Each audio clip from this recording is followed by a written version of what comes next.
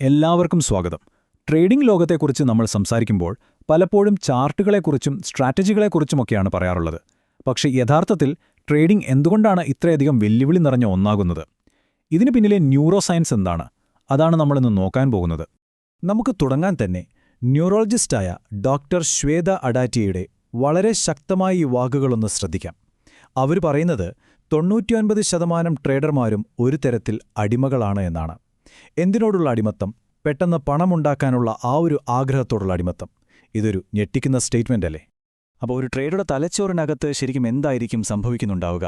എന്തുകൊണ്ടാണ് ഇത്രയധികം ആളുകൾക്ക് ഒരു ഘട്ടം കഴിയുമ്പോൾ നിയന്ത്രണം നഷ്ടപ്പെട്ടു പോകുന്നത്? ഈ ചോദ്യത്തിന്റെ ഉത്തരമാണ് നമ്മൾ ഈയൊരു വിശകലനത്തിൽ തേടുന്നത്. ഈ ചോദ്യത്തിന് ഉത്തരം കണ്ടെത്താനായിട്ട് നമുക്ക് ആദ്യം തലച്ചോറിനകത്ത് നടക്കുന്ന ഒരു വൈകാരിക യുദ്ധത്തിലേക്കൊന്ന് പോയി നോക്കാം. കാരണം ഈ കളിയുടെ എല്ലാം അടിസ്ഥാനം വെറും രണ്ട് വികാരങ്ങളാണ്: ഭയവും അത്യാഗ്രഹവും. നമ്മളെടുക്കുന്ന ഓരോ ട്രേഡിംഗ് തീരുമാനങ്ങളെയും മുന്നോട്ട് നയിക്കുന്നത് ഈ രണ്ട് അടിസ്ഥാന വികാരങ്ങളാണ്.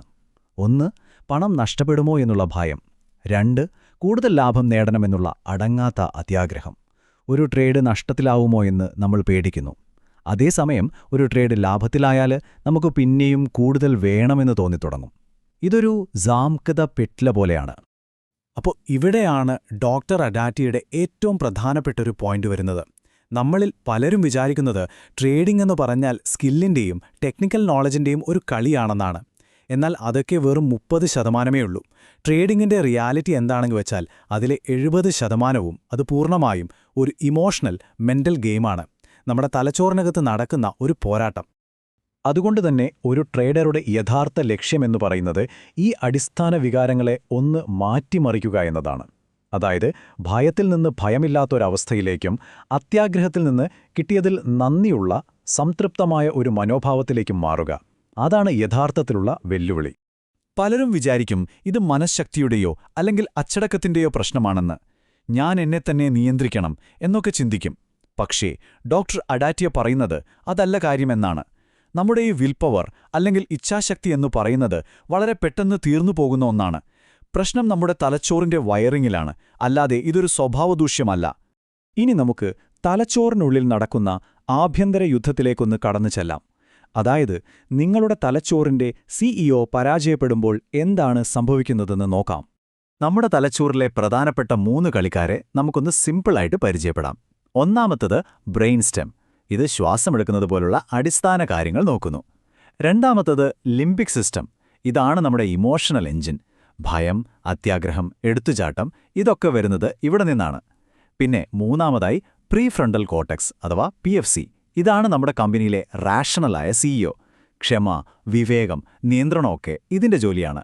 ഈ എടുത്തുചാടി ആലോചനയില്ലാതെ ട്രേഡ് ചെയ്യുന്നതിന്റെ തുടക്കം എവിടെയാണെന്നറിയാമോ? അത് നമ്മുടെ CEO ആയ പ്രീഫ്രണ്ടൽ കോർട്ടെക്സ് പരാജയപ്പെടുമ്പോഴാണ്. അതായത് PFC ഫെയിലിയർ സംഭവിക്കുമ്പോൾ. ഈയൊരു പരാജയം സാധാരണയായി 2 രീതിയിലാണ് സംഭവിക്കാറ്. ഒന്ന്, മാർക്കറ്റ് തുറന്ന ഉടനെ നമ്മുടെ വികാരങ്ങൾ അങ്ങ് ശക്തി പ്രാപിക്കും. നമ്മളുണ്ടാക്കി വെച്ച പ്ലാനൊക്കെ കാറ്റിൽ പറത്തും. ആ ഒരു നിമിഷത്തെ ആവേശത്തിൽ നമ്മൾ തീരുമാനമെടുക്കും. 2, ഒരു നഷ്ടം വന്നു കഴിഞ്ഞാൽ അത് തിരിച്ചു പിടിക്കാൻ വേണ്ടി നമ്മൾ പിന്നാലെ പോകും. ഇത് കൂടുതൽ വികാരപരമായ തീരുമാനങ്ങൾ എടുക്കാനും വീണ്ടും നഷ്ടങ്ങളുണ്ടാക്കാനും കാരണമാകും. ഈ 2 സാഹചര്യങ്ങളിലും നമ്മുടെ ഇമോഷണൽ ബ്രെയിനായ ലിംബിക് സിസ്റ്റം റാഷണൽ ബ്രെയിനായ PFCയെ ഹൈജാക്ക് ചെയ്യുകയാണ് ചെയ്യുന്നത്. അപ്പോൾ ഇതിനൊരു പരിഹാരമുണ്ടോ? തീർച്ചയായും ഉണ്ട്. നമ്മുടെ തലച്ചോറിന്റെ കൺട്രോൾ തിരിച്ചുപിടിച്ച് ഈ കെണിയിൽ നിന്ന് രക്ഷപ്പെടാനുള്ള 3 എളുപ്പവഴികൾ നമുക്ക് നോക്കാം. ഈ ട്രേഡറുടെ കെണി ഒഴിവാക്കാൻ ഡോക്ടർ അഡാറ്റിയ നമുക്ക് 3 വഴികൾ പറഞ്ഞു തരുന്നുണ്ട്. ഒന്ന്, മാർക്കറ്റ് തുറക്കുന്നതിന് മുൻപ് ഒരു 5 മിനിറ്റ്, വെറും 5 മിനിറ്റ് ഒന്ന് ദീർഘമായി ശ്വാസമെടുക്കുക. ഇത് നമ്മുടെ ആ ഇമോഷണൽ ബ്രെയിനിനെ ഒന്ന് തണുപ്പിക്കാനും നമ്മുടെ CEOയെ ശക്തിപ്പെടുത്താനും സഹായിക്കും. 2, അന്നത്തെ നമ്മുടെ പ്ലാൻ എന്താണെന്ന് കൃത്യമായി എഴുതി വെക്കണം. മാത്രമല്ല അത് നമ്മൾ ഫോളോ ചെയ്യുന്നുണ്ടോ എന്ന് നോക്കാൻ ഒരു അക്കൗണ്ടബിലിറ്റി പാർട്ണർ ഉണ്ടെങ്കിൽ വളരെ നല്ലതാണ്.